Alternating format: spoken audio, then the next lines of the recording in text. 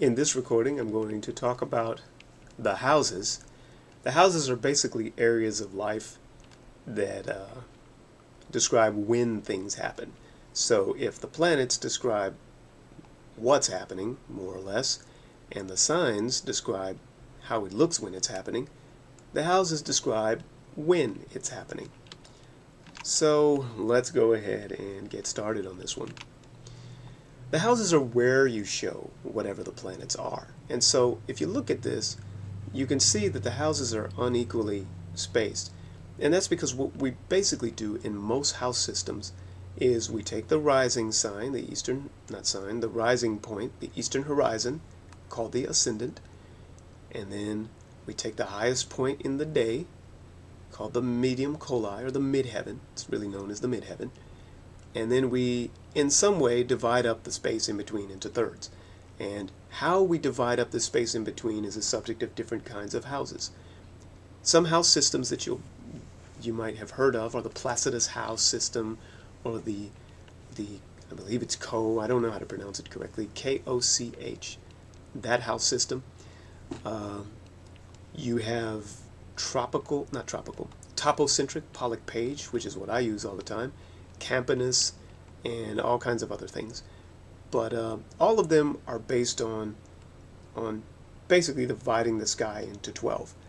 There are other house systems that are a little bit simpler than this, like equal house systems and whole house systems, basically chopping everything into thirds. And they don't all use the midheaven as the top point, and they don't all use the ascendant as the top point. However, the difference between the houses and signs, besides what they show, is how they spin. Throughout the day, the signs will spin all the way around the wheel, which is why it's important when you're reading an astrology chart to have an accurate birth time. Because if you're a Libra rising, then you may have Libra over here, but somebody born later in the day will have Libra up here. And all of the signs will spin around throughout the day. The houses don't do that. This one is always house 1. The middle of the lower left quadrant is always going to be house 2, and then the next one is going to be house 3, house 4, house 5. These things don't spin. They always have these relative positions. It's just that they scrunch and expand throughout the day. So this one above the ascendant will always be house 12, and this one behind the midheaven will always be house 10. What do the houses show you? Well, as you can see over here, they show you stuff which is really analogous to certain planets and certain signs. So remember how we went over the signs and we said that Aries tended to be spontaneous?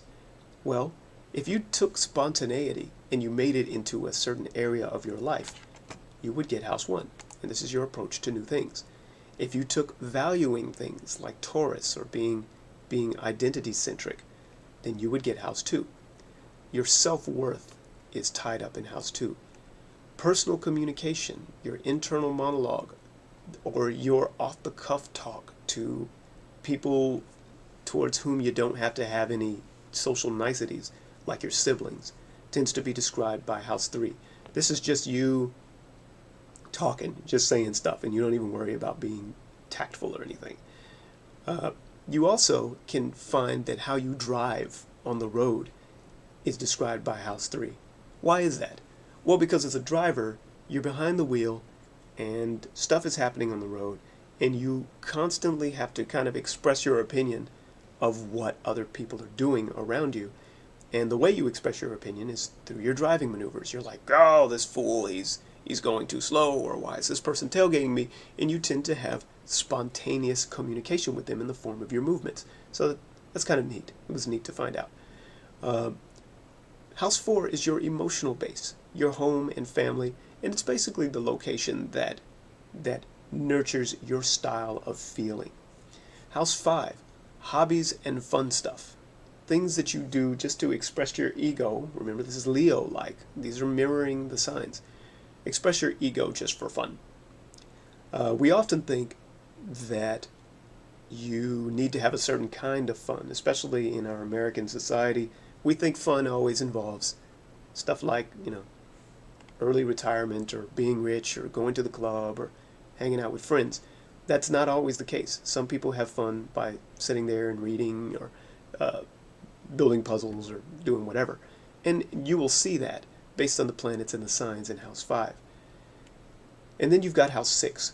This is meaning making and common ground with others. Planets in here tend to describe your daily work life, because your daily work life is the place where you're tasked to reconcile stuff that comes in front of you. And so whether you're there at work or you're at home doing chores, house 6 tends to describe that. If you want to look at your career, for example, then you'll look at house 10 to see how people label you, but you'll look at house 6 to see what you're actually doing day to day. House 7 describes your one-to-one communication with friends and open enemies. Why open enemies? Well, bad news for those of us who are really, really competitive. Our open enemies are a lot like our friends, because they basically take the same area of thought and exchange with us. Agreement doesn't matter. We basically share the same communicative space, and we trade back and forth feedback with these individuals. House 8 is about sex, death, and the occult. It's anything where you would use an emotional tool, or a psychological tool, I should say, to steer the world around you. House 9 is long journeys, marriage. It's image projection, but it's image projection in the eyes of basically people who don't know you. And so why would marriage be that? Well, with marriage, you're basically joining yourself to another person in the view of an entirely different family. So they're going to be, I'm not going to say forever strangers, but they're going to be more strange to you, or you in their eyes, than your own family is. So in a certain sense, when you marry somebody and you present yourself to their family, you're basically presenting yourself to a bunch of foreigners. And except that in marriage, you do this for the long term. After a while, they stop being foreigners, but the point is that long journeys, image projection, higher learning where you're studying foreign subjects, or marriage are all related in the sense that you put yourself in front of strangers and you do stuff there. House 10 is your reputation, your career, and your structure making in the world. It's pretty basic. I've talked about that before. But it's also the boxes that the faceless world puts you in, the labels that it puts upon you. And then you've got your 11th house. This is social groups, surrounding talk, and sometimes it's your aspirations. The idea being that if you willingly sit around a bunch of information of a certain kind, maybe you want to be there. And that's where the whole this is your social aspirations thing comes from.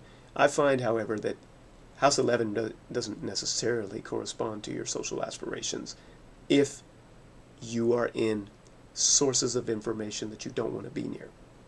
So this really assumes that you get to pick what kind of information is around you, and sometimes you don't.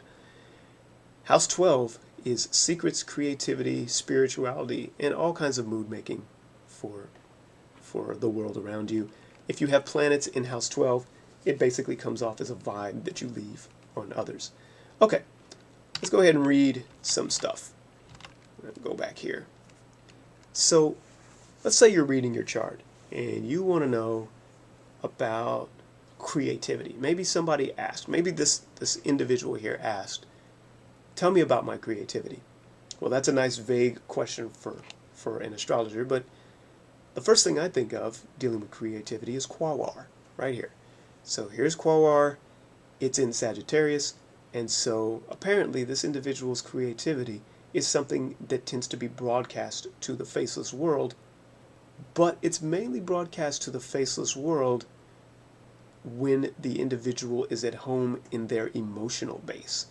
And so if you took this person and said, hey, let's go do some hobby things, let's go do some fun things and be creative, you might be shocked to learn that this person isn't particularly creative when they're doing so-called hobby stuff. It's just not them. It's just not their style. Or maybe you said, hey, let's you should take more pride in the art that you make. You should invest your self-worth in your creativity. And again, you'll find that although this person might like a sense of self-worth because their part of fortune is there, their creativity is just not going to be a basis of how they value themselves. No, their creativity comes out more easily in the home setting. So if you really wanted this individual to to show their creativity, you might want to just make them feel at home. And that's, if like they feel like this is their haven and they can actually do stuff, then they can more easily express their creativity. Now it's kind of strange because they've got this thing in Sagittarius, which is nice and public. But what that would look like is maybe somebody who, I don't know, they're hosting something, like doing a webcast out of their home, or they're hosting a cooking show or something like that. But it can be public, but they're going to have to be in the home-like setting in order to show that creativity. Let's do one more. Let's say that this individual wants to know if, I was going to say, how do I get rich? Because I often get that question from people. That question's actually pretty complicated, and I'm not going to answer it here because it's got several planets and several things that we haven't talked about. But let's do something basic. If I were to be famous, what would I be famous for? That's a kind of question here. And what you would ask is, what kind of fame do you want? You want a basic public image? That's not really fame, but it's how people know you. We'd look at Jupiter. If you want just to be talked about, maybe we're looking at Uranus. If we want attention getting, then maybe we're looking at Hidalgo. I'm going to go ahead and look at Hidalgo. No, I'm not, because we've already interpreted the fourth. Let's look at Uranus instead. Let's say the person says, I just want to be talked about. Well, then what you would do is you would say, okay, Uranus is in Aries, and it's in the 8th house. So the area where you're most likely to get talked about is, well, first of all, when you're talked about, you may be talked about all of a sudden, spontaneously, because that's the character of your Uranus. But you tend to get talked about in the realm of sex, death, and the occult. So any of your dealings with these kind of deep emotional issues tends to reflect your getting talked about. So we've interpreted the house and the planet and the sign, and that's basically how it goes.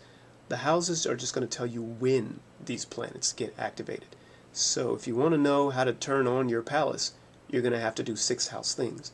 If you want to know how to turn on your Selene, you're going to have to do 12th house things and just leave a vibe in places. And that's more or less how the houses work. They tell you where, in what areas of life, you tend to demonstrate certain characteristics.